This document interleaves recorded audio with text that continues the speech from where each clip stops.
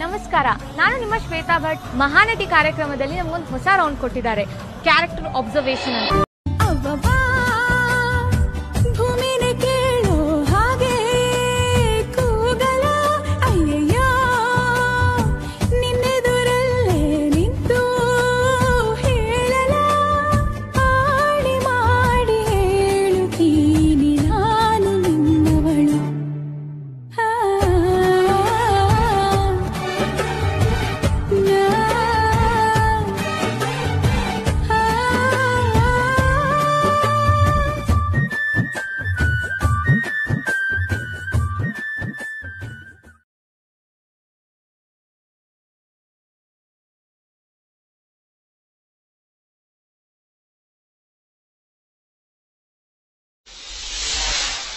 ಅಮ್ಮ ನಮಸ್ತೆ.